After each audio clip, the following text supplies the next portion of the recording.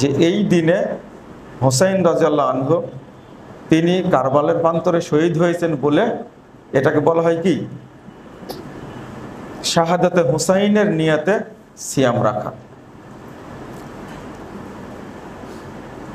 শিয়াদের কয়েকটা প্রকার আছে, ভাগ আছে। তার মধ্যে সবচেয়ে খারাপ যেগুলো তার মধ্যে হলো রাফেজি, নুসাইরি, আশারিয়া, ইসমাইলিয়া, ইমামিয়া। আমি আবারও বলছি, রাফেজি, নুসাইরি, বাতেনিয়া, ইসমাইলিয়া, ইমামিয়া, এই দলগুলো সবচেয়ে বেশি খারাপ। যেমন বর্তমানে ইরান শাসন করছে যারা, এরা হলো রাফেজি শিয়া, এরা হলো রাফেজি শিয়া। সিরিয়ায় আছে নুসাইরি, যারা বাশার আল আসাদের দলভুক্ত, এদেরকে বলা হয় নুসাইরি। ইরাকে যারা আছে এরা হলো বাতেনিয়া।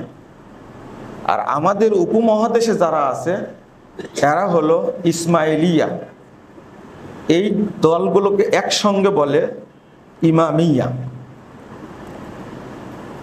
তো শিয়া এবং সুন্নি কখনো কোনোদিন এক জায়গায় মিল হওয়ার কোনো সুযোগ নাই, কারণ তাদের ধারণা, তাদের আকীদা পুরোটা ইসলাম বিরোধী, কোরআন বিরোধী, হাদিস বিরোধী। আমি আগে এইটা একটু পড়ে শোনা দিই আপনাদেরকে, সবচেয়ে ভালো হবে যে আমার কথা না বলে। এই কথাটা বলে গেছেন ইমাম ইবনে বাজ রাহিমাহুল্লাহ। তিনি মারাই গেছেন 1998 সালে, 12ই মে মারা গেছেন। সৌদি আরবের গ্র্যান্ড মুফতি। তিনি উল্লেখ করছেন যে ফাইন্না শিয়া আকসামুন, শিয়ারা অনেক দলে বিভক্ত।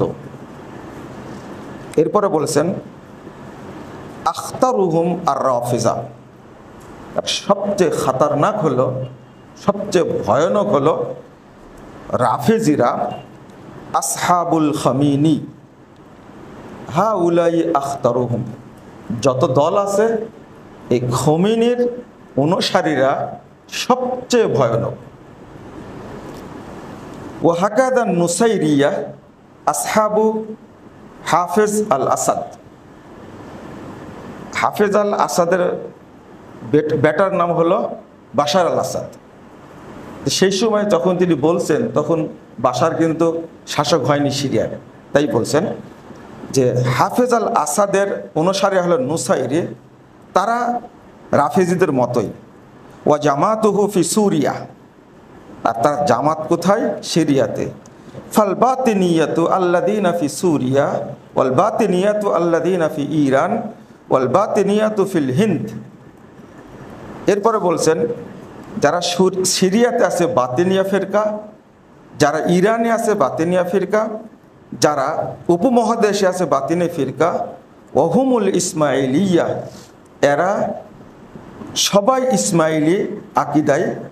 হাদিহি তাওয়াফ as-সালাসাতু হুম আসাদ্দুহুম ও আখতারুহুম, অন্যদের মধ্যে সবচেয়ে বেশি ভয়ানক হলো এই তিনটা, যার নামগুলো বললাম, রাফেজি, নুসাইরি আর বাতেনি, আর সব মিলে কি ইসমাইলিয়া। এরা সবচেয়ে বেশি খারাপ। এরপরে বলেছেন ওয়াহুম কাফারাতুন, এরা সব কি কাফের।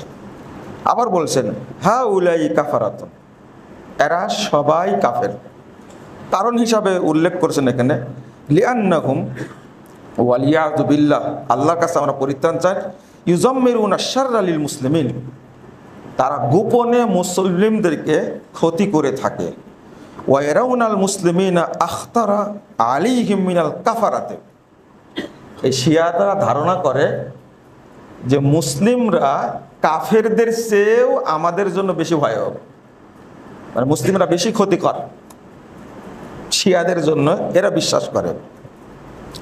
তারপরে বলছে ওয়ায়ুবিগুদুন আল মুসলিমিন আকসারা মিন বুগযিহিমিল কাফরা, কাফেরদের চেয়েও শিয়ারা মুসলিমদেরকে বেশি হিংসা করে।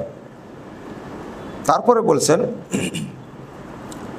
ওয়ারাউনা আহলাস সুন্নাহ হিল্লুল লাহুম ওয়া দিমাউহুম ওয়া আমওয়ালুহুম, শিয়ারা মুসলিমদেরকে হত্যা করা এবং তাদের সম্পদকে হালাল মনে করে, তাদের রক্তকে হালাল মনে করে।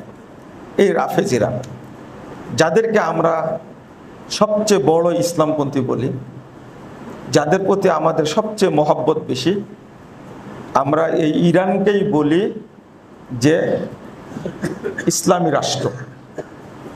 অথচ এই কথাটা প্রায় আজ থেকে 60 বছর পূর্বে শেখ বিন বাজ রাহিমাহুল্লাহ তিনি উল্লেখ করে গেছেন।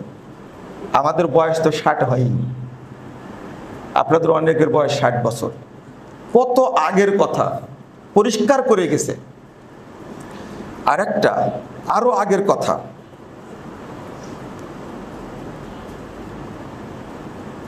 ছোট্ট একটা কথা, মিনহাজুস সুন্নাহ, ইমাম ইবনে তাইমিয়া মারা গেছেন 728 হিজরিতে। ইমাম ইবনে তাইমিয়া রাহিমাহুল্লাহ মারা গেছেন 728 হিজরিতে। আমি এটা অনুবাদ করলে আমাকে গালিগালাজ করবেন না, আগে শুনেন। 728 হিজরিতে মারা গেছেন। মিনহাজুস সুন্নাহ 338 পৃষ্ঠায় 3 নম্বর খণ্ডে তিনি বলছেন, ইবনে তাইমিয়া রাহিমাহুল্লাহ বলে যাচ্ছেন, ইদা সারাল ইয়াহুদু দাওলাতান বিল ইরাক ওয়া গায়রিহি, যদি ইহুদিরা ইরাক বা তার আশেপাশে কোনো জায়গায় দাওলাতান, যদি কোনো রাষ্ট্র তারা কায়েম করতে পারে, ইহুদিরা ইরাক বা তার আশেপাশে কোনো রাষ্ট্র যদি কায়েম করতে পারে, তাকুনুর রাফিজাতু মিন আযামি আওয়ানিহিম, রাফেজি শিয়ারা হবে তাদের সবচেয়ে বড় সহায়ক। রাফেজি শিয়ারা এদেরকে সবচেয়ে বেশি সহযোগিতা করবে। এবার বলছেন ফাহুম দাইমান ইওয়ালুনাল কুফারা মিনাল মুশরিকিন, কারণ সবসময় কাফের মুশরিকদের সাথে তারা বন্ধুত্ব পোষণ করে, ওয়াল ইয়াহুদ ওয়ান নাসারা, এবং মুশরিকদের যারা কাফের, ইহুদিদের যারা কাফের এবং খ্রিস্টানদের যারা কাফের, তাদের সাথে এই রাফেজিরা, এই শিয়ারা সবচেয়ে বন্ধুত্ব পোষণ করে। ওয়ায়ুআবিনুনাহুম আলা কিতালিল মুসলিম ওয়া মুআদাতিহিম, আর রাফেজি শিয়ারা সবসময় মুসলিমদেরকে হত্যা করা এবং শত্রুতা করার ব্যাপারে ওই কাফেরদেরকে সহযোগিতা করে। কথাটা 728 পূর্বে ইমাম ইবনে তাইমিয়া রাহিমাহুল্লাহ বলছেন। তখন কিন্তু মধ্যপ্রাচ্যে ইহুদিরা কোনো রাষ্ট্র গাড়তে পারেনি। 728 পর, আজ থেকে মোটামুটি আপনার 48 সালে, কতই 18ই মে 48 সালে এই যাকে আমরা ইহুদি রাষ্ট্র বলছি, আমরা বলছি কি ইসরায়েল, তাই না? ইসরায়েল তো দখল, রাষ্ট্রটাকে তারা দখল করেছে। মুহাদ্দিসগণ বলছেন ইসরায়েল শব্দটা ইহুদিদের জন্য বলা যাবে না। কারণ হলো ইসরায়েল আমাদের নবীর নাম, ইসরায়েল আমাদের কি নবীর নাম।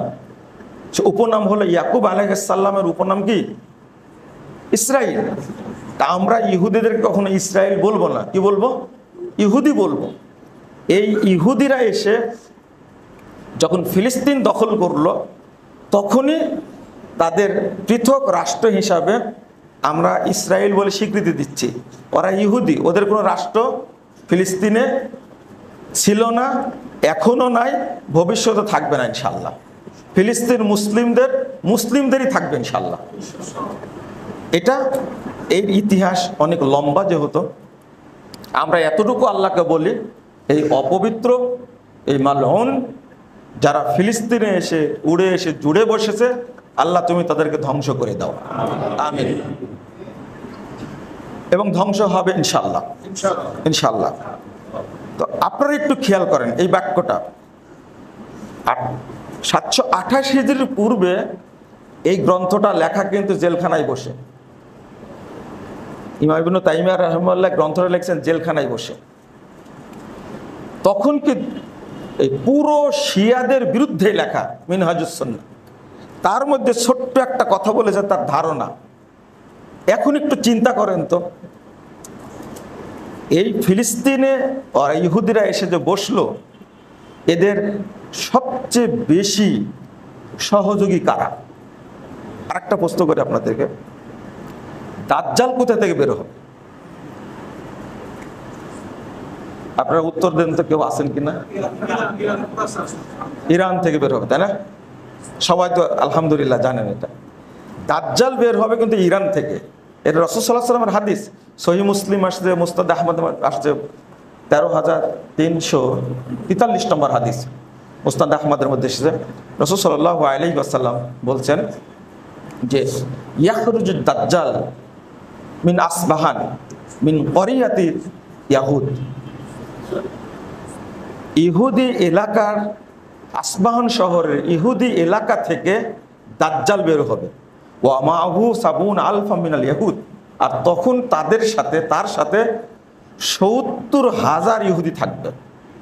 তার প্রমাণ এই ইরানে, আর আসবাহান শহরটা ইরানের তেহরান থেকে 341 কিলোমিটার দূরে, এবং ইবনু হাজার আসকালানি থেকে নিয়ে সব আলেম, এখনো দ্বিমত নাই, সবাই বলছেন আসবাহান শহরটা হলো ইরানের মধ্যে, সবাই বলছেন। তো এদের সাথে থাকবে 70,000 ইহুদি। একটা জটিল একটা ব্যাপার হলো যে এই তথ্যটা শিয়ারা ঘুরাই দিছে। এক শ্রেণীর লোক বলছে, আমাদের বক্তারা বলছে, ভাইরাস বক্তা, তারা বলছে এই দাজ্জাল বের হবে জেরুজালেম থেকে, আবার কেউ বলছে খোরাসান থেকে বের হবে। এই তথ্যটা শিয়ারাই ঘুরাই দিছে। কারণ মানুষ যদি জেনে ফেলে যে ইরানেই দাজ্জাল আছে এবং দাজ্জালকে প্রতিপালন করছে কারা, এই যে শিয়াদের কথা আমরা যে বলছি, ইহুদি বলার কারণটা কি? বাংলাদেশে কয়টা গির্জা আছে ইহুদিদের? সৌদি আরবে কয়টা গির্জা আছে? অথচ খ্রিস্টান ইহুদিদের গির্জা আছে ইরানে 250-র অধিক, 250-র বেশি। তো এই ইরান ইসরায়েলে কি করে, অর্থাৎ ইহুদিদের উপরে কিভাবে হামলা করবে? ওরা ছেড়ে দিবে? যেমন আমেরিকা সবসময় ইহুদের পাশে থাকে, অনুরূপভাবে প্রায় 160টার মতো খ্রিস্টানদের গির্জা আছে শুধু তেহরানে। অথচ দুর্ভাগ্য হলো এই ইরানের বুকে একটাও সুন্নি মসজিদ নাই, একটাও নাই। আপনারা যারা গোপনে প্রশিক্ষণ দিয়ে আসছেন ইরানে গিয়ে খোমেনির বাহিনী হিসাবে, আমি বহু আগে বলেছি, আজকেও বলছি, আপনাদের কালেমা শাহাদত পড়া লাগবে। অবশ্যই কালেমা শাহাদত পড়তে হবে, এবং একজন ইমামের কাছে গিয়ে পড়বেন, সাক্ষী রেখে বলবেন আমি নতুন করে মুসলিম হলাম। আমি 3 জনকে কালেমা পড়াইছি আলহামদুলিল্লাহ, একজন মহিলা, 2 জন পুরুষ, তাও আজ থেকে 5-7 বছর আগে। এই ইরান সম্পর্কে ধারণা নাই বলে আমরা তাদের পক্ষ নিয়ে অনেক কথা বলে থাকি। কিন্তু আমি যে কথাটা বললাম, যে হাদিসটা পেশ করেছি 2229 নম্বর হাদিস, ইবনু মাজার মধ্যে এসেছে, মুহাম্মদ রাসূলুল্লাহ সাল্লাল্লাহু আলাইহি ওয়াসাল্লাম বলছেন ইউবহাসু কুল্লু আবদিন ইয়াউমাল কিয়ামা আলা নিয়াতিহিম, প্রত্যেক ব্যক্তিকে কিয়ামতের মাঠে তার নিয়াতের উপরে উঠানো হবে। মানে আপনি মুখ দিয়ে কি বলেন এটা তো মুনাফিকই হতে পারে, অন্তর দিয়ে মুনাফিকি করা যায় না। যায় কি দিয়ে মুনাফিকি করা যায়? আচরণ দিয়ে, কথা দিয়ে, কাজ দিয়ে মুনাফিকি করা যায়, এই অন্তর দিয়ে মুনাফিকি করা যায় না। এই জন্য রাসূল সাল্লাল্লাহু আলাইহি ওয়াসাল্লাম বলছেন প্রত্যেকেই কিয়ামতের দিন উঠবে, একটা হাদিস না। ওয়াল মুনাফিকু আলা নিফাকিহি ওয়াল কাফিরু আলা কুফরিহি ওয়াল মুমিনু আলা ঈমানিহি, মুমিন হলে ঈমান নিয়ে উঠবে, মুনাফিক হলে নিফাক নিয়ে উঠবে, কাফের হলে কুফর নিয়ে উঠবে। কিয়ামতের মাঠে সব প্রকাশ করে দিবেন। এখন মনে করেন আপনার অন্তরে বিদ্বেষ আছে, এই বিদ্বেষ নিয়ে আপনি মারা গেলেন, তাহলে কিয়ামতের মাঠে কি নিয়ে উঠবেন? ওই বিদ্বেষ নিয়ে উঠবেন। আপনার ভালোবাসা আছে কার প্রতি? মনে করেন যে এই যে ইসলাম বাদ দিয়ে আরো যতগুলো ধর্ম আছে, ফেরকা আছে, মতবাদ আছে, থিওরি আছে, এগুলোর প্রতি আপনার মহব্বত আছে। আছে মানে কি? কড়াভাবে আছে। আল্লাহ প্রকাশ করে দিবেন উঠানোর পরে, এই যে তুমি কার প্রতি ভালোবাসা রাখছিলে, না উভয়ের প্রতি ভালোবাসা ছিল, এটা দেখো। এখন আমরা এই যে আকীদা কত গুরুত্বপূর্ণ, নারী কমিশন যেটা করলো, এর বিপক্ষে মাত্র কয়েকটা কথা বললাম। একজন শিক্ষিত মানুষ আমাকে বললেন যে আপনারা পড়াশোনা করেন, না করে প্রতিবাদ করেন কেন? তো আমি বললাম যে পড়াশোনা মনে হয় আমি করেছি, আপনি না করেই বলছেন। আপনি কি মুসলিম? হ্যাঁ অবশ্যই মুসলমান, আমি জুমা পড়তে আসছি, দেখেন না, সে মুসলিম বলছে। অথচ নারী কমিশনের যে সুপারিশটা তারা পেশ করেছে, এইটা কি কোনো মুসলিম গ্রহণ করতে পারে? স্বামীর বিরুদ্ধে স্ত্রী যদি ধর্ষণের মামলা করার অধিকার রাখে, স্বামীর বিরুদ্ধে মামলা কার? স্ত্রীর। কিসের? ধর্ষণের। এটা কি বুঝেন আপনি? তাহলে একজন নামাজি মানুষ 5 ওয়াক্ত নামাজ পড়ে মুসলিম দাবি করে, অথচ এই কথাগুলো যে সম্পূর্ণ ইসলাম বিরোধী হয়েছে এবং ধর্ম নাকি নারীদের উপরে কি করেছে, তাদের মানে বৈষম্য, ধর্মের কারণে নারীরা নির্যাতিত হয়। আস্তাগফিরুল্লাহ, আস্তাগফিরুল্লাহ। কিন্তু ওখানে কিন্তু বলা হয়নি একটা কথা, এরা তো সবগুলো নাস্তিক। নাম মুসলিমদের থাকলেও এরা সব কি? নাস্তিক। এরা ভিতরে নাস্তিকতা লালন করে। ওখানে কিন্তু বলা হয়নি যে বিয়ের সময় মোহর দেওয়া হয় কাকে? স্ত্রীকে। সৌদি আরবে আইনই আছে একটা, যে বিয়ে করতে হলে পুরুষকে অন্তত 3 লাখ রিয়াল দেওয়া লাগবে। কয় টাকা হলো তাহলে? নারীদেরকে এত মূল্যায়ন করা হয়, বাংলাদেশেও তো করা হয়। বিয়ের সময় 1 কোটি টাকা মোহর বাঁধলেন না আপনি, দেন চাই না দেন আপনার ব্যাপার, আপনি হারাম করুন। এই নারী কমিশন এই কথাটা বলেনি, কিন্তু বদের হাড্ডি তো এগুলো বলবে না। এখন আপনাদের ভিতরেও যদি এরকম মনে যদি এরকম চুলকানি থাকে, তাহলে যতই আপনাকে হাতির দাঁত দেখান, টুপি যতই দেখান, আলামিন মসজিদে যতই নামাজ পড়েন, কিয়ামতের মাঠে ধরা খাবেন আপনি। কারণ আপনার অন্তরে ছিল কি? নাস্তিকতা। আপনার অন্তরে ছিল কি? বিদ্বেষ। এই যে বক্তব্যগুলো শুনছেন আর আপনি ফুলছেন এই মর্মে, এই যে আপনি কি বলেন যে সৌদি আরব হলো 1 নম্বর মুনাফিক, কারণ তারা হলো ইহুদিদের দালাল, আর সৌদি আরবের আলেমরা হলো রিয়ালখোর, আর তাদের পক্ষে আপনি কথা বলেন। হয়তো আপনার মনে এই বিদ্বেষটা আছে, আপনার মুখের কথা শুনতে চাই না, আপনার আচরণও দেখতে চাই না, আমরা আপনার অন্তরটা পরিষ্কার চাই। আলোচনার কারণ হলো যে আপনাকে এইগুলো বুঝতে হবে। নিঃসন্দেহে ইবনু তাইমিয়াকে আপনি ভালোবাসেন, অবশ্যই ভালোবাসেন, কিন্তু আজকে ইবনু তাইমিয়া রাহিমাহুল্লাহর কথাটা আপনি বিশ্লেষণ করবেন খুব ভালো করে, যে 728 হিজরির পূর্বে তিনি কথাটা বলে গেলেন, এর রহস্যটা কি? 1 নম্বর, এই রাফেজি শিয়ারা আবু বকর, ওমর, উসমান সহ 4 জন সাহাবী বাদ দিয়ে সকল সাহাবীকে কাফের বলে, তারা কাফের বলে। আপনি কিভাবে ইরানের পক্ষে, হুতির পক্ষে, আপনি হিজবুল্লাহর পক্ষে কথা বলেন কি করে? এটা আপনার বোঝা উচিত। 2 নম্বর, তারা আমাদের কাছে যে কোরআনটা এসেছে, আস্তাগফিরুল্লাহ, এই কোরআনকে তারা বলে এটা বিকৃত কোরআন, নাউজুবিল্লাহ। এই রাফেজিদের কোরআনের আয়াত হলো 18,000।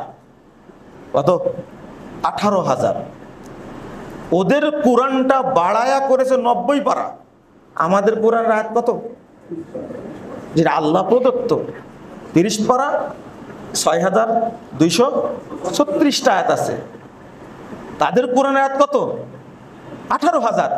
এবার আপনি চিন্তা করেন যে তারা কোরআনে কত ভাগ বাড়াইছে? তাহলে 2 ভাগ বাড়ায় 30 পারা থেকে কয় পারা করেছে? 90 পারা করেছে। অথচ আমাদের কোরআনটাই নাকি কি বিকৃত।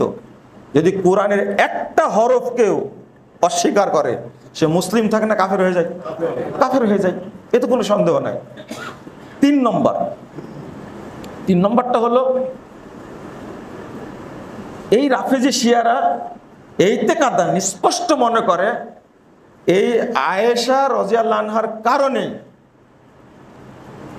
আলী খলিফা হতে পারেনি, খলিফা হয়েছে কে? আবু বকর। নাউজুবিল্লাহ, আস্তাগফিরুল্লাহ। কয়টা বললাম? 4 নম্বর বললাম, 3 নম্বর। 3। 4 নম্বরটা হলো, আমি 5টার উপরে কথা বলছি। 4 নম্বরটা হলো এই ফাতেমা রাদিয়াল্লাহু আনহা জিনা করেছিলেন, এতে কোনো সন্দেহ নাই। আস্তাগফিরুল্লাহ। মা আয়েশার মর্যাদা কত বেশি বলেন তো। মা আয়েশার কত মর্যাদা। এই যে কথাটা, যে আয়েশাকে আল্লাহ আয়াত নাজিল করে তাকে পবিত্রতা ঘোষণা করছেন, সুবহানাল্লাহ। কেমন এত দিনদার, এত জ্ঞানী, এত বুদ্ধিমতী। 56টা বছর আল্লাহ তাকে বাঁচায় রাখছিলেন শুধু শরীয়ত প্রচার করার জন্য। 18 বছর বয়সে মারা গেছেন, স্বামী ছাড়ছেন 18 বছর বয়সে। 58 হিজরি থেকে মারা গেছেন। চিন্তা করতে পারছেন আপনি? অথচ তাকে শিয়ারা বলে জেনার কারণে মহিলা। নাউজুবিল্লাহ, আস্তাগফিরুল্লাহ, আস্তাগফিরুল্লাহ, আস্তাগফিরুল্লাহ। 5 নম্বরটা হলো যে যারা ইমাম মাহাদি নামে যেটা আসবে, এটা হলো আমাদের 12 ইমামের শেষ ইমাম। তিনি আকাশে মেঘের মধ্যে আছে, তিনি শিয়াদের ইমাম হিসাবে জমিনে আসবেন। নাউজুবিল্লাহ, আস্তাগফিরুল্লাহ।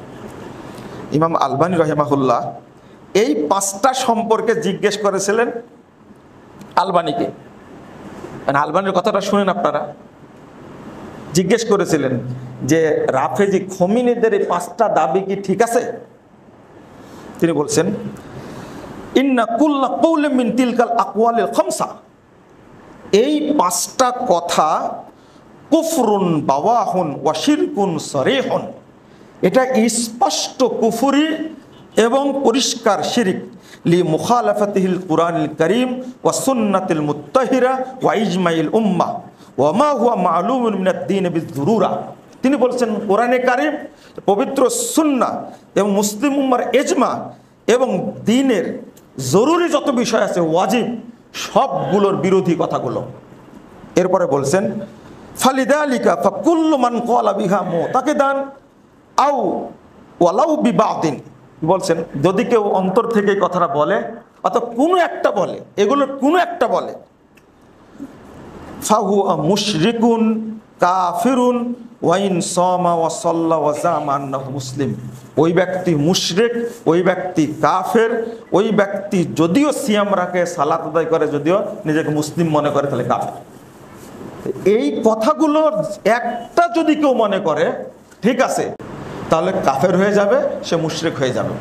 এখন বলেন যে আরো যে কাজগুলো করেছে, রাফেজি শিয়াদের ধারণা হলো আবু বকর এবং উমর এই দুইটাই হলো হামান এবং কারুনের মতো।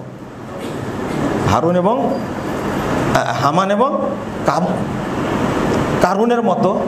এরা যেমন কাফের, আবু বকর উমরও তেমনি কি কাফের। আস্তাগফিরুল্লাহ আল-আযীম, আস্তাগফিরুল্লাহ। তা আমরা কেন বলি এই কথাগুলো? বলার কারণটা কি? শিয়ারা কেউ মসজিদে নববীতে সালাত আদায় করে না। এর কারণ হলো মসজিদে নববীতে আবু বকর এবং উমরের কি আছে? আল্লাহ রাসূলের জায়গাতে আবু বকর উমরের কবর আছে। ও সালাত পড়ে না ওরা শিয়ারা, তারা সর্বোচ্চ সালাম দেয় মোহাম্মদ সাল্লাল্লাহু আলাইহি ওয়াসাল্লামকে, কিন্তু আবু বকর উমরের উপরে বলে লানাতুল্লাহি আলাইহি, নাউযুবিল্লাহ, আস্তাগফিরুল্লাহ, ওর উপরে আল্লাহ লানত বর্ষিত হোক। এইগুলো যত আপনি বেশি জানবেন তত আপনার ভিতরটা পরিষ্কার হবে। এখন আপনারা ফিলিস্তিন এবং শিয়া এবং সৌদি আরব এইটা নিয়ে যে আমরা তালগোল পাকিয়ে দিয়েছি, এটার ফায়সালা আপনাকে পড়াশোনা করে করতে হবে। এটা আপনাদের প্রতি একটা অনুরোধ থাকলো, এটা পড়াশোনা করবেন, এটা আলোচনা শুনবেন। যেমন 1 নম্বর অভিযোগ হলো যে সৌদি মুনাফেক এরা ফিলিস্তিনকে কোনো সহযোগিতা করে না, কোনো সহযোগিতা করে না। এখন একটা প্রশ্ন হলো, সহযোগিতা যদি আপনি করতেন, করার পরে যদি বলতেন যে তারা করে না আমরা করি, তাহলে একটা কথা ছিল। আপনি কি ফিলিস্তিন কোনো সহযোগিতা করেন? মনে হয় আপনি কি সহযোগিতা করেছেন? যে টাকাটা দিয়েছেন ফিলিস্তিনের জন্য, ওই টাকাটা ফিলিস্তিনে গেছে বলে মনে হয় আপনার কাছে? হ্যাঁ, কি মনে হয় আপনাদের কাছে? খোঁজ নেন তো, যান খোঁজ নিয়ে বললেন যে গেছে, খোঁজ নেন, ভালোভাবে খোঁজ নেন যে ফিলিস্তিনিদের কাছে পৌঁছেছে আমার টাকাটা, এটা একটা আমার খোঁজ দিয়েন। আমরাও পাঠাইছি, অনেক টাকা পাঠাইছি, কিন্তু আমি সন্দেহান টাকাটা গেছে কিনা।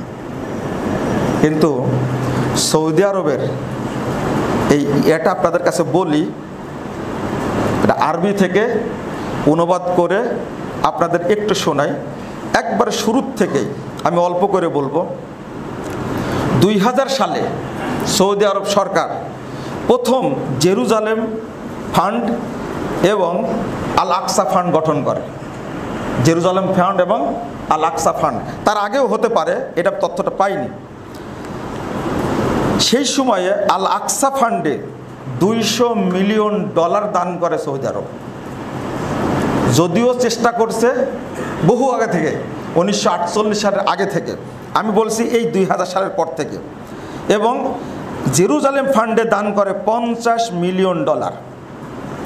2001 সালে সৌদি ডেভেলপমেন্ট ফান্ড এর মাধ্যমে উন্নয়ন প্রকল্পে, স্বাস্থ্য এবং শিক্ষা, আবাসন প্রকল্পে দান করে $300 মিলিয়ন। 2002 এবং 4 সালে সৌদি আরব দান করে কর্তৃপক্ষকে $185 মিলিয়ন। 2004 সালে দান করে তাদের বাজেটকে সমৃদ্ধ করার জন্য দান করে $46 মিলিয়ন, 46.2। 2013 সালে সৌদি আরব আল আকসা ফান্ডকে দেয় $100 মিলিয়ন। 2014 সালে দেয় গাজা পুনর্বাসনের জন্য দিয়েছে $500 মিলিয়ন 2014 সালে। 2015 সালে জানুয়ারি মাস থেকে 2015 সালে বলছেন সৌদি রাষ্ট্রদূত যে 13 সাল থেকে প্রতি মাসে ফিলিস্তিন কর্তৃপক্ষকে $20 মিলিয়ন করে দেওয়া হয়। প্রতি মাসে $20 মিলিয়ন, মানে কত টাকা? $20 মিলিয়ন প্রতি মাসে দেয়। আমার পক্ষ থেকে কয় টাকা গেল? এইবার আপনারা হিসাব দেবেন আমাকে, আমি তো এইগুলো বললাম, আরও অনেক হিসাব আছে। এবার আপনারা হিসাব দেবেন যে তুরস্কের এরদোগান চাপাবাজ ফিলিস্তিনকে কয় ডলার দিয়েছে? তুরস্ক কিন্তু ন্যাটোর সদস্য, এটা জানেন তো? হ্যাঁ, তো ইসরায়েলও হামলা করতে পারবে কেন? আপনারা, আমি বলেছি শুরুতেই, একটা বিশাল ইতিহাসকে এক বাক্যে উল্লেখ করা সম্ভব না। আমরা হামাস বিরোধী না, আপনারা আগেই বলি হামাস বিরোধী না, তবে সৌদি আরব একটা বড় ভুল করেছে, একটা বড় ভুল করেছে সৌদি আরব। সেটা হলো যখন 1987 সালে 14 ডিসেম্বর হামাস তৈরি হয়, তখন সৌদি আরব তাদেরকে 88 সালে বিশাল একটা ফান্ড দিয়েছিল যে ঠিক আছে তোমরা একবার গাজা মুক্ত করো। তার কারণ ছিল কি জানেন? কারণ ছিল PLO, প্যালেস্টাইন লিবারেশন অর্গানাইজেশন, এই সংগঠনটা যে সাদ্দাম যে কুয়েত দখল করল, তাই না? ছেলের নাম সাদ্দাম রাখছেন, নাতির নাম সাদ্দাম রাখছেন, মানে আমরা সবাই সাদ্দামের পক্ষে। আর ঠিক এইভাবে পিএলও পক্ষ নিয়েছিল এই সাদ্দামের পক্ষ নিয়েছিল। সৌদি আরব তখন হামাসকে সহযোগিতা করে, হামাসকে বড় করে গাজাকে বিশাল ফান্ড দিল, রিয়াদে অফিস তৈরি করে দিল, জেদ্দায় অফিস তৈরি করে দিল, ফান্ড দিয়ে মোটা করে দিল। কিন্তু সেই হামাস এসে সৌদি আরবের সাথে আবার মুনাফিকি করলো। কি মুনাফিকি? প্রথম মুনাফিকি ধরা পড়লো হলো 2006 সালে। হামাস এবং ফাতাকে এক করার জন্য মন্ত্রণালয় বিতরণ করে দিল, কিন্তু ফাতাকে তারা গাজায় টিকতে দিল না। একটা রক্তকে সংঘর্ষ করে গাজা থেকে ফাতাকে তাড়িয়ে দিল। খেয়াল করেন, আপনারা যত আফসোস করছেন হামাসের ব্যাপারে, আপনারা যত আফসোস করছেন, ফিলিস্তিনের পশ্চিম তীরের মুসলিমরা এই আফসোসটা কি করছে? কি মনে হয় আপনাদের কাছে? মাহমুদ আব্বাসকে সেই আফসোসটা করছে? সৌদি আরব সকল প্রচেষ্টা ব্যর্থ হওয়ার পরে হামাসের পিছন ছেড়ে দিয়েছে। বিশেষ করে 13 সালে যখন মুরসি ক্ষমতায় নামা দিল মিশরে, এই হামাস তখন পক্ষ নিল কার? মুরসির পক্ষ নিল। হামাস আসলেই হলো হারাকাতুল আপনার মুকাওয়ামা আল ইসলামিয়া, এর পূর্ণরূপ হলো হামাস। হামাস হলো মিশরের বাদারহুডের শাখা। মিশরের মুসলিম বাদারহুডের শাখা খুলে কোথায়? গাজাতে। এরা হলো হামাস। আর ফাতা হলো অরিজিনাল ফিলিস্তিন। 1959 সালে ফাতা গঠন করে, তখন ছিলেন সভাপতি ইয়াসির আরাফাত। এরপরে 64 সালে এসে গঠন হয়েছে পিএলও। আপনি ভাবেন বিষয়টা, ফাতাকে তাড়িয়ে দিল কেন? এখন হামাস একা হয়ে গেল। আর পাশে থেকে খুব সুন্দর করে উস্কানি দিল ইরান। উস্কানি দিয়ে কি করলো? এই যে গত অক্টোবরের ঘটনা, আমরা বিষয়টাকে প্রত্যেকটা বিষয়ে বিশ্লেষণ করা বলার চেষ্টা করি, কিন্তু প্রথমে আপনাদের ব্রেনে এগুলো ধরে না। আপনারা সমালোচনা করেন। যেমন আপনাদেরই একজন বলেছিলেন যে 3 মিনিট বেশি করে ইফতার করলে এমন কি যায় আসে, এইটা নিয়ে আপনারা এত কড়া কেন, তাই না? ইফতারের সময়ের সাথে কয় মিনিট যোগ করেন? 3 মিনিট। এর সাথে যোগ হতে আরো 2 মিনিট বেশি করে। 54 বছর সময় লাগেছে এটা বোঝাতে আপনাদেরকে। কত বছর? 54 বছর পরে এসে ঘোষণা দিল এই 3 মিনিট থাকবে না। স্পষ্ট করতে 3 মিনিট থাকবে না। কেন ঘোষণা দিল 54 বছর পরে? এটা বুঝতে সময় লাগলো কেন? মসজিদ কত ভেঙে দিয়েছে, কত ইমামকে গ্রেফতার করেছে, এইদের বিচারটা কে করবে এখন? গালি দিলেন, এরা হলো ইহুদিদের দালাল, এরা হলো শিয়া, এরা হলো কাদিয়ানি। আহলে হাদিসদেরকে শিয়া কাদিয়ানি বলে, ইহুদিদের দালাল বলে, ইংরেজদের দালাল বলে, জারজ সন্তান বলে গালি দিয়েছে শুধু 3 মিনিটের কারণে। মসজিদ মাদ্রাসা ভেঙে দিয়েছে, গ্রেফতার করেছে। আলহামদুলিল্লাহ, গত রমাদান থেকে সবাই ইহুদিদের দালাল হয়ে গেছে, সবাই ইহুদিদের দালাল। শান্তিনগর এক মসজিদে 2 দিন চালাইছে ওইভাবে আজান, কিন্তু 3য় দিনে কে যেন ঠেলা দিয়েছে, আল্লাহ ভালো জানে, ঠিক টাইম আজান দিছে। আমি একদিন জিজ্ঞেস করলাম যে ঘটনা কি, 2 দিন চললে এইভাবে, আজকে সঠিক? বলছে না, আজকে ফজরে একজন এসে আচ্ছাটারে দিয়েছে, ভালো করে ধাতানি একটা দিয়েছে, ওই জন্য আজকে সঠিকভাবে আজান দিয়েছে। এখন সবাই ইহুদির দালাল হয়ে গেছে। বুঝতে সময় হলো 54 বছর। হারামে 20 টাকার তারাবি ছিল, আপনারাও বলেছেন মসজিদে হারামে 20 টাকার তারাবি চালু আছে, আপনি 20 টাকার বিরুদ্ধে কেন এত লেখেন? 20 টাকার বিরুদ্ধে বই লেখলেন কেন? কত বছর যাবৎ চলছিল বলেন তো দেখি? হিসাব মূলে প্রায় 1200-1300 বছর যাবৎ চলছিল এটা 20 টাকা। এখন আছে না নাই? আছে। এখন আপনি কি বলবেন? এই কাবায় দুঃখজনক ঘটনা, 650 বছর 4 মুসাল্লা কায়েম ছিল। হানাফি মুসাল্লা, শাফি মুসাল্লা, মালিকি মুসাল্লা, হাম্বলি মুসাল্লা, মোহাম্মদী মুসাল্লা ছিল। 1343 হিজরিতে, আজ থেকে 106 বছর আগে মালিক সৌদ সব মুসাল্লা ভেঙ্গে দিয়ে পুরো মুসলিম উম্মাকে মোহাম্মদী মুসাল্লায় সালাত আদায়ের সুযোগ করে দিয়েছে, আলহামদুলিল্লাহ। ওই 4 মুসাল্লাকে আহলে হাদিসরা কখনো জায়েজ বলেছে? কিন্তু 650 বছর সময় লাগছে বুঝাতে এটা ঠিক না। যেমন 54 বছর সময় লাগছে 3 মিনিট ছাঁটাই করতে। কয় মিনিট? 3 মিনিট শয়তানের লেজ কাটতে সময় লাগছে কত? 54 বছর। আর ডেস্টিনি আবার আসতেছে, ডেস্টিনি চিন্তা করেন না। এর রাজনীতি করবে, এবার মন্ত্রী হবে। মন্ত্রী হোক না কেন, ও যদি সারা এই উপমহাদেশের এই এশিয়ার যদি প্রেসিডেন্ট হয়, তবুও কি আমাদের যায় আসে? না। ডেস্টিনি হারাম কেউ বুঝেনি, হুজুররা পর্যন্ত ফতোয়া দিয়েছে ডেস্টিনি জায়েজ, তাইনি? বই লেখছে ডেস্টিনির পক্ষে, বড় বড় দাঁড়িয়ালা। কিন্তু 2012 সালে এসে ওই টাকলা আব্দুল মহিদ এই অর্থমন্ত্রী এসে বললো যে এরা তো বড় ধোঁকাবাজ, এক হুকুমে সবকিছু বাতিল করে দিল। আমরা বলেছিলাম 1 সালে, আর আপনারা বুঝলেন কয় সালে? 12 সালে এসে বুঝলেন। এই যে সঠিক তথ্যগুলো বলে যাচ্ছি, জাতি একদিন বুঝবে ইনশাআল্লাহ। সময় লাগবে, তবে বুঝতে হবে আপনাদেরকে আগে। আমাদের মূল সৈনিক হলেন আপনারা, বিশেষ করে আলামিন মসজিদের মুসল্লিরা। তাদেরকে বেশি সম্মান করি, তারা বেশি পড়াশোনা করে, তারা বেশি মনোযোগ দিয়ে বক্তব্য শুনে বুঝার চেষ্টা করে। মূল সৈনিকই আপনারা আমাদের। আমরা তো শুধু আধা ঘন্টা 1 ঘন্টা বক্তব্য দিয়ে চলে যাই। কাজ করেন কারা? আপনারা করেন।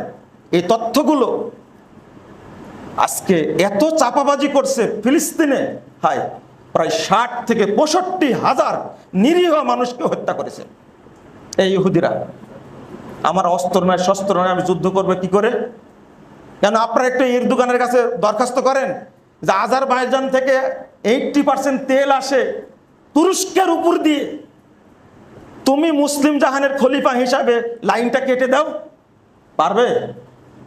এরদোগানের বাপকে তুলেন তো কবর থেকে, পারে কিনা দেখি, আবেদন করেন।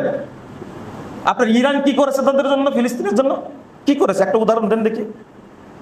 একটা যে ক্ষেপণাস্ত্র মারছিল, তেলা পোকা মরেনি একটা। এগুলো কাকে দেখেন? এগুলো এই ইরানও থাকবে না ইনশাল্লাহ।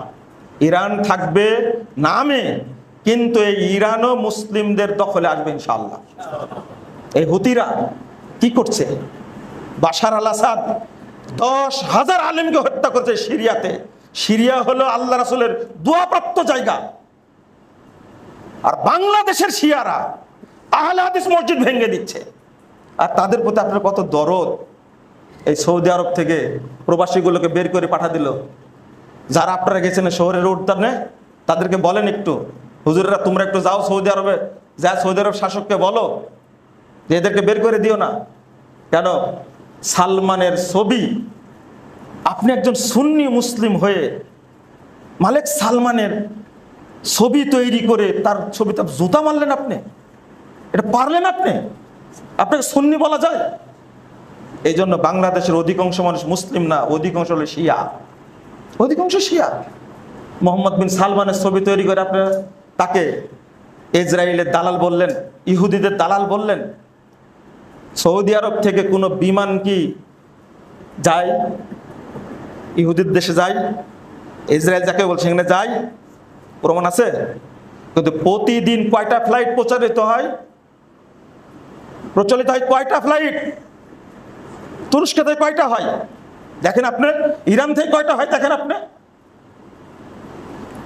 সৌদি আরবের কোন লোকের পাসপোর্টে ইসরায়েলের কোন সিলমার আছে কিনা দেখেন তো দেখি।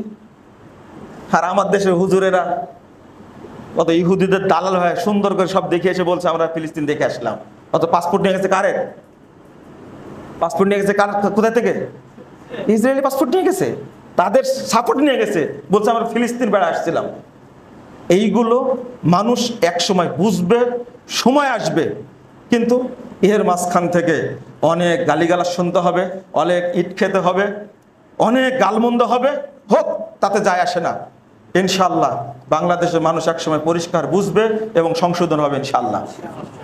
যদি 1 মিনিট বলি, পূর্বে আব্বাসীয় খেলাফত কেন ধ্বংস হয়েছে, উমাইয়া খেলাফত কেন ধ্বংস হয়েছে, উসমানীয় খেলাফত কেন ধ্বংস হয়েছে, এমনকি বাগদাদের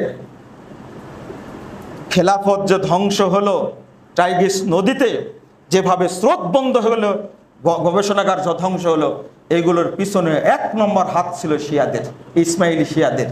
এইগুলো ইতিহাসও আপনাকে জানতে হবে এবং আমাদের আকীদাটা পরিষ্কার করতে হবে। আমাদের বিশ্বাস হারামাইনের প্রতি আছে এবং থাকবে ইনশাআল্লাহ। হারামাইন আক্রমণ করার চেষ্টা করছে বহুদিন থেকে, সবচেয়ে বেশি চেষ্টা করছে কাসেম সুলাইমানি। এই কাসেম সুলাইমানের মাধ্যমে 7,000 আলেমকে হত্যা করেছে ইয়ামানে। ইয়ামানে যুদ্ধ চলছে, ইয়ামান একদিন সুন্নিদের দখলে আসবে ইনশাআল্লাহ। এই হুতিরা এক উৎখাত হবে, 53 বছর সময় লাগছে সিরিয়া থেকে উৎখাত করতে। আপনারা একটু চিন্তা করেন, লা হাওলা ওয়ালা কুওয়াতা ইল্লা বিল্লাহ। যখন সিরিয়া জয়ী হলো, তখন সিরিয়ার রাষ্ট্রপ্রধান প্রথম দেখা করলো কোথায় গিয়ে? সৌদি আরবে গিয়ে। আপনাদের খুব আত্মীয় তালেবান এখনো সৌদি আরবে যায়নি, এটা জানেন আপনারা? এখনো যায়নি। আমাদের আলেম এসেছিলেন পাকিস্তান থেকে, আল্লামা আতিকুর রহমান কাশ্মীরি। তিনি বলছেন যে তালেবান সরকার গঠন করার পরে প্রায় 600 আলেমকে হত্যা করেছে, শুধু সালাফি আলেমদেরকে হত্যা করেছে। সরকার গঠনের আগেই সবচেয়ে বড় আলেম শেখ মুতাক্কিলকে হত্যা করেছে তালেবান। আপনারা আমার মুখ বন্ধ করবেন? ইনশাল্লাহ পারবেন না। ডক্টর ইউনূস সাহেব যতদিন আছে বলে যাই, কেন হত্যা করবে? আহলে হাদিসের মসজিদগুলো বন্ধ করে দিয়েছে, আহলে হাদিস মাদ্রাসাগুলোকে বন্ধ করে দিয়েছেন, আর বাংলাদেশটাকে ওই আদতে সাজাতে যাচ্ছেন, তাই না? যতদিন আহলে হাদিসরা আছে বাংলাদেশে ততদিন সম্ভব হবে না ইনশাআল্লাহ। ইনশাআল্লাহ কুরআন সুন্নায় বিজয়ী হবে ইনশাআল্লাহ। ইনশাআল্লাহ আপনারা দোয়া করবেন অন্তর থেকে, আল্লাহ যেন মুসলিম উম্মাকে হেফাজত করেন। সারা পৃথিবীতেই সুন্নিদের বিরুদ্ধে কঠিন ষড়যন্ত্র চলছে, কঠিন থেকে কঠিন। আল্লাহ যেন এই ষড়যন্ত্র থেকে মুক্তি দান করেন, আমিন। বিশেষ করে বাংলাদেশে যেভাবে আহলে হাদিস মসজিদগুলো ভাঙ্গা শুরু হয়েছে, কিন্তু কোনো আলেম কোনো কথা বলে না। বেশ্যালয় আছে, আবার বলছে আহলে হাদিসের জারজ সন্তান। জারজ সন্তান, এই ব্যাকুব, জারজ সন্তান কারা? জারজ সন্তান কারা একটু হিসাব করে দেখো তো। ওই যে হিল্লা প্রথা যে তোমরা চালু রাখছো, 1 ঘন্টা চুক্তি করে একটা মেয়েকে নিয়ে যে পানিটা ঢাললে ওই অরুষ থেকে যে সন্তানটা হবে, সন্তানটা কি বুঝেননি মনে, তাই না? যদি আপনার কি বলে একজন লোক যে তার বউকে তালাক দেয়, তাহলে হালালার পদ্ধতি আছে না? আগে ছিল 1 রাত, কয় রাত?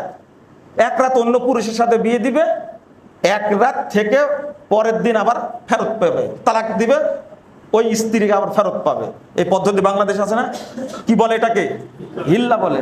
এখন 1 রাত থেকে 1 ঘন্টা হয়েছে। গাজীপুরে একটা মহিলাকে 1 ঘন্টা হালালা করে দিল না।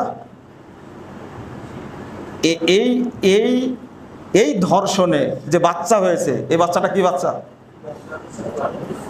এই বাচ্চাটা কি বাচ্চা? জারজ সন্তানকে আহলে হাদিসদের মধ্যে আছে না তোমাদের মধ্যে আছে?